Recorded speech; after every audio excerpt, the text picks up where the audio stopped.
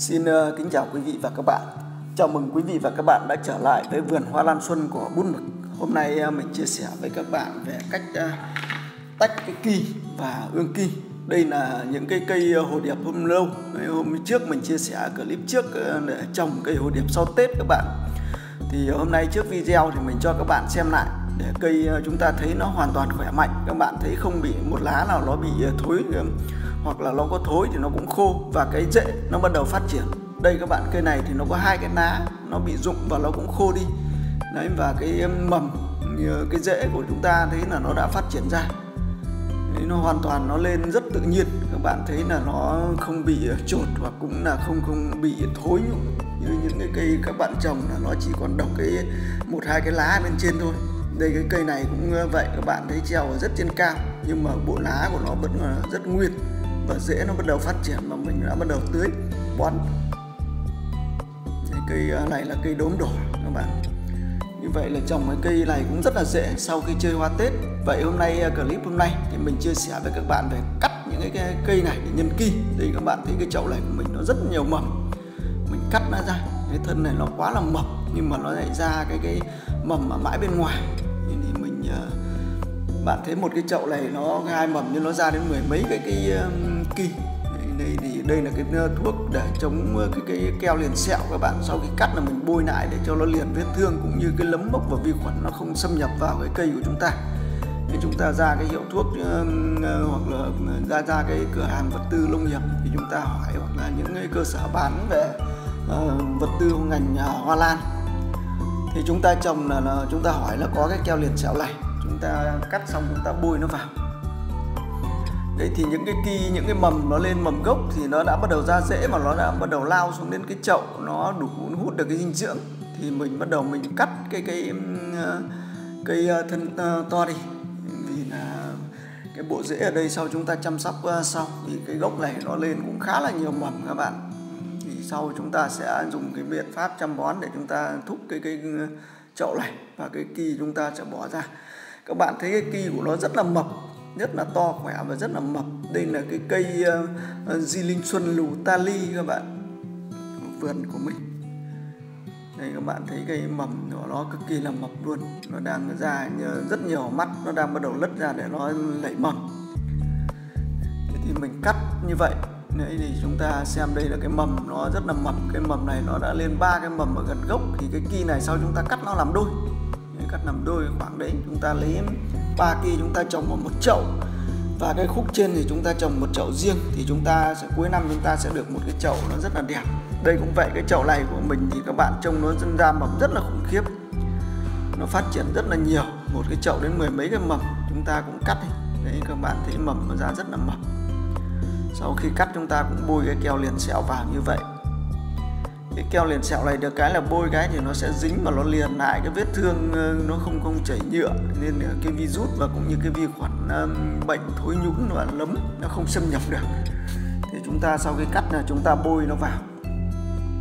Các bạn thấy cái cây di linh này nó phát triển khá là tốt, cái mầm nó rất là lù, giống đúng là lù tali thì nó rất là khỏe.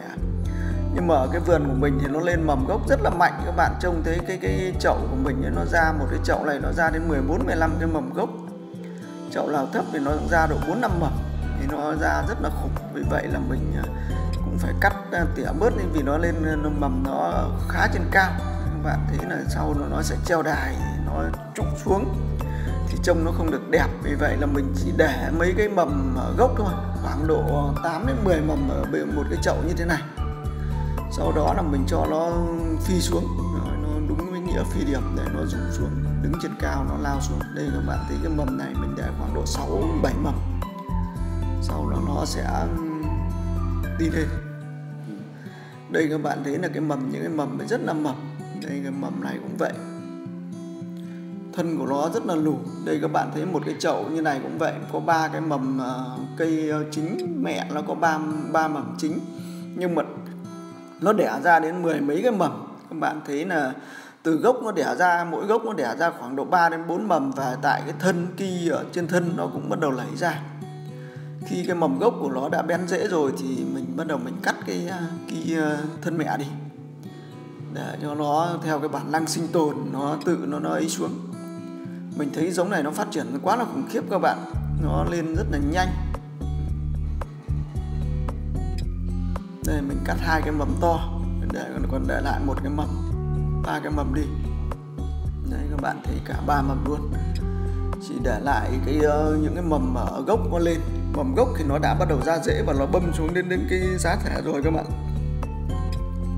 Mình kiểm tra thì mình thấy cái bộ rễ của nó vẫn rất tốt, cái bộ rễ của cây cũ ấy nó vẫn rất là lông tơ nó rất là tốt, cho nên là mình rất an tâm cho cái quá trình là lấy dinh dưỡng và nuôi những cây con.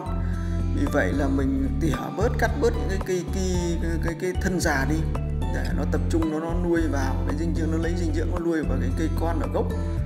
Và cái cây con này nó đã ăn xuống đến nơi. Đây các bạn thấy là những kỳ mầm nó ra rất là đẹp. Đấy, sau khi cắt thì mình cũng bôi lại như vậy.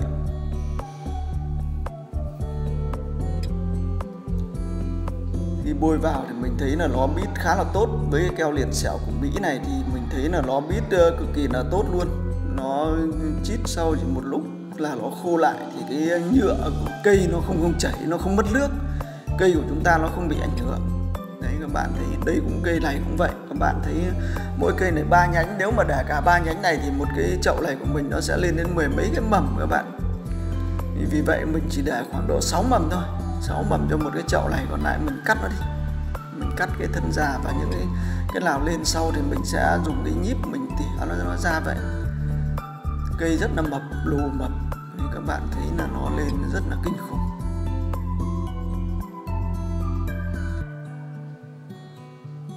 Đây thì mình lấy nó ở đoạn đường chừng này để cái mầm kia nó ra. Sau là nó còn cái thân, nó vẫn dưỡng cái thân này nên là nó vẫn lấy được cái rễ, nó vẫn hút cái dinh dưỡng lên.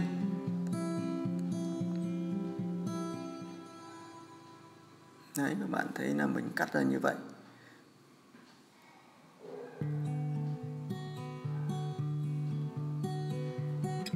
Cắt đến đâu các bạn bôi luôn đến đó thì nó không bị để nó đỡ bị chảy cái nước, cái nhựa ra, cây nó không bị chột, nó đỡ bị ảnh hưởng.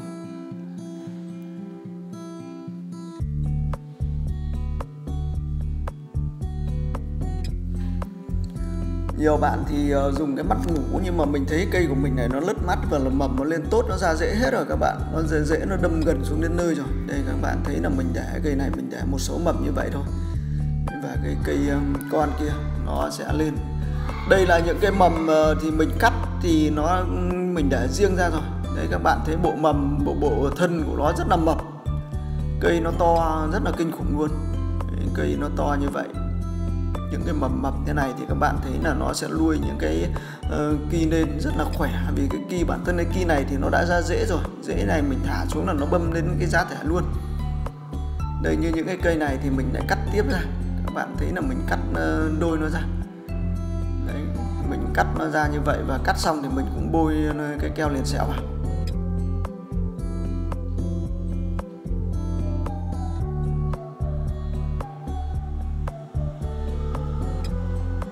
Các bạn thấy cây rất là khỏe, hoàn toàn là cái điều kiện tự nhiên. Cái vườn của mình thì mình cũng ít có cái thời gian chăm sóc, cho nên mình để phần lớn là nó ở cái tự nhiên thôi. Vì mình trồng chủ yếu là để chơi là chính. Các bạn thấy là nó lên rất là tốt.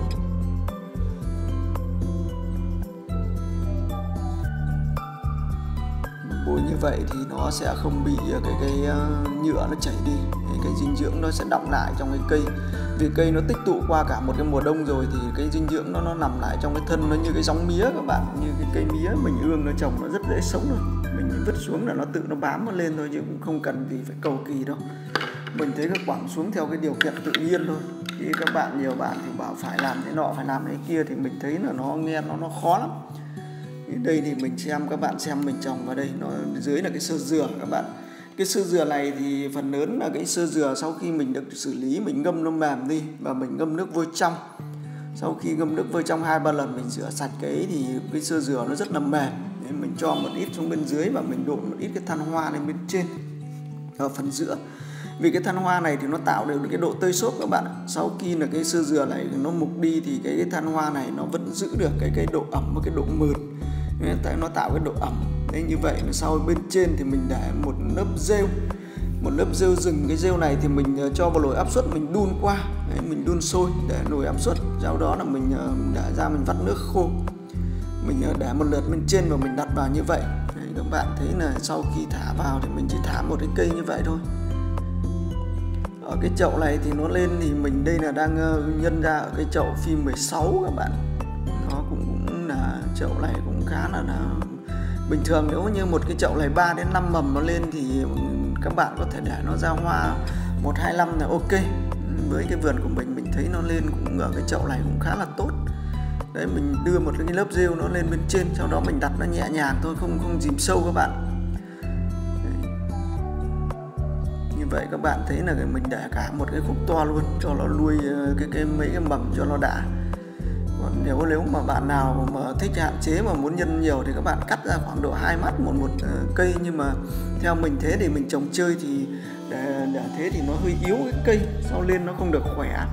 Nếu như các nhà vườn mà trồng thương mại thì họ chỉ cắt độ 2 mắt, hai khúc là một ấy thôi, 2 mắt là một đoạn họ trồng. Đấy, các bạn thấy mình cho cái rêu nó như vậy, sau đó là mình thả cái khúc nó lên. Thì đặc biệt là cái này thì các bạn thấy là trong cái nhân này thì nó nhân giống bằng cái khúc này thì nó khó nhất là cái các bạn phải để tránh mưa tránh nắng. Các bạn cứ để khoảng độ 5 ngày các bạn không tưới, mà nếu như các bạn thấy nó khô quá các bạn chỉ xịt nhẹ thôi. Sau khi rụng lá đi, cái lá chính như nó rụng đi thì nó sẽ tạo vào cái thân, nó sẽ mẩy cái thân lên, tức là cái dinh dưỡng nó ở lá nó sẽ thụt vào cái thân, và cái thân thì nó sẽ nuôi cái mầm lên. Thì sau đó này thì chúng ta mới bắt đầu tưới. Chúng ta chỉ phun ẩm nó nhẹ nhàng, chứ chúng ta không nên để trong ngoài trời nắng và cũng như trời mưa. Đấy, các bạn thấy để trong cái chỗ râm mát cho cái cây nó phát triển nó rất bình thường. Như cái mía của chúng ta nó cũng phải có thời gian để nó xuống cái lá.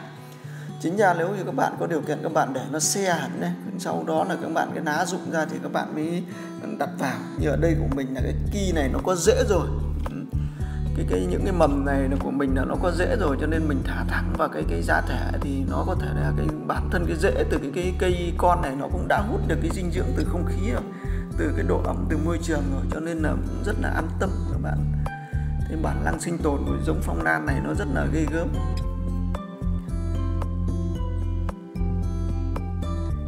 rất là đẹp. Các bạn thấy là nếu đặt như vậy, thì đây là cái khúc mình cắt ra đôi, cây nó rất là mập. Còn bây giờ thì mình cho nó vào hẳn một cái khúc gỗ này, xem cái bản năng sinh tồn nó phát triển ra làm sao.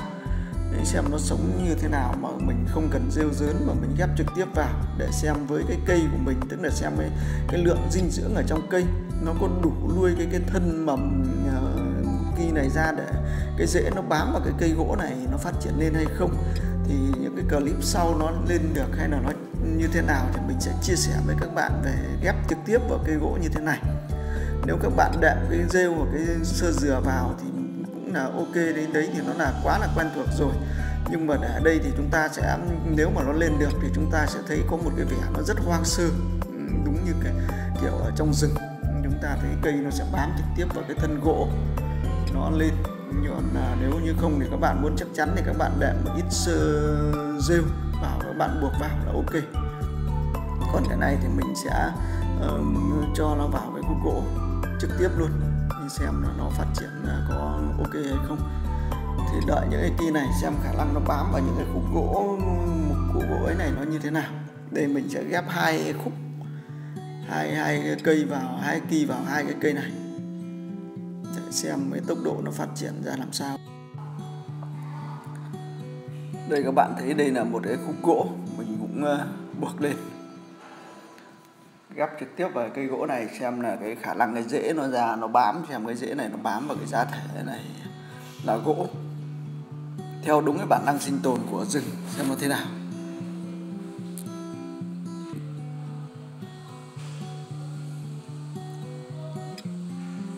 Các bạn thấy này, mỗi một kiểu dáng nó có một cái vẻ đẹp riêng các bạn ạ. Sau nó sẽ bám vào đây nó lên, nhưng mà mình nghĩ là nó sẽ không thể phát triển nhanh bằng cái cây trong chậu này được. Đây là những cái cây mà mình đã hoàn thiện vào các chậu, các bạn cùng xem nó như thế này. Mình để vào chỗ râm mát khoảng độ 5 ngày mình không tưới nước để cho hoàn toàn cái rễ nó khô và nó se, cho lá nó rụng và nó lên. Cây nó sẽ phát triển,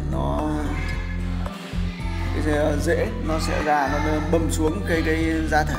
Cái rêu thì nó làm mềm và nó giữ lại cái cây, nó đỡ lung lay, gió nó đỡ lung lay. Thì các bạn thấy là những cái mầm nó rất là to khỏe như thế này, nên nó phát triển sẽ rất là tốt. Nếu như mà chúng ta để mưa vào thì nó hay bị thối, và những cái mầm này nó sẽ bị gió lắc lư thì cái rễ nó sẽ không bám được. Rồi, mình xin cảm ơn các bạn đã ghé xem video. Xin chào và hẹn gặp lại các bạn.